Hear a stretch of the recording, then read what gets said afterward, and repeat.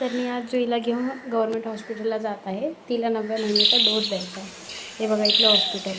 गुजरातमध्ये ना हॉस्पिटल तसे छान आहेत, स्वच्छता पण आहे, घाण असं नाही आहे. म्हणजे या हॉस्पिटलमध्ये तर नव्हतं. आणि लसीकरणासाठी वेगळं डिपार्टमेंट होतं, प्रेग्नेंट महिलांसाठीसुद्धा आणि बाळांसाठीसुद्धा. तर तिथं पाहिलं मी आशा वर्करसाठी व्हॅकन्सीज होती आणि जुई पण खूप लक्ष देऊन वाचत होती सगळं काही. गुजराती आहे ना, तर आमचं दोघींचं लक्ष त्याच्याकडेच होतं. खाली बसलेली घाण घाण नाही लागावं तिच्या पायाला म्हणून मी तिला उचलून घेत होते, पण ती काय ऐकतच नव्हती, आरडाओरडा करत होती. मग तिला सांगितलं, तिथं लिहिलं आहे शांती राखा, स्वच्छता राखा आणि धूम्रपान करवानी मनाई छे. आम्ही खूप सारं गुजराती वाचण्याचा प्रयत्न केला. लाईन जास्त मोठी होती म्हणून जुईला खूपच बोर होत होतं, पण जुईला मी कसं ना कसं एंटरटेन करण्याचा प्रयत्न करत होते. खूप सारे मराठी लोक होते, सगळे येऊन तिला बोलत होते. एक आंटी भेटल्या, त्यांचे नखं खूप लांब लांब होते. जुई त्यांच्या नखासोबत खेळत बसली होती.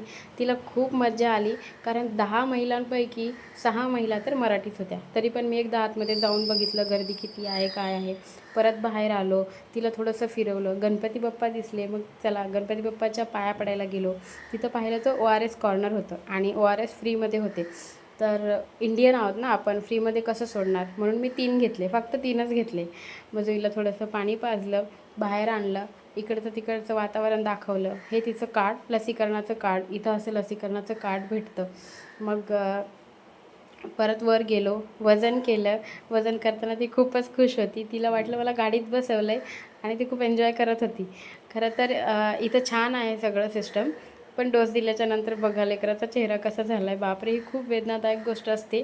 आपल्या हातामध्ये तिला घ्यायचं आणि तिला कोणी इंजेक्शन टोचवणार आणि ती खूप रडणार. खूप वाईट वाटतं खूप, पण काय करणार, गरजेची गोष्ट आहे, करावीच लागते. खूप थकलो होतो, घरी आलो, झाला आमचा ब्लॉग.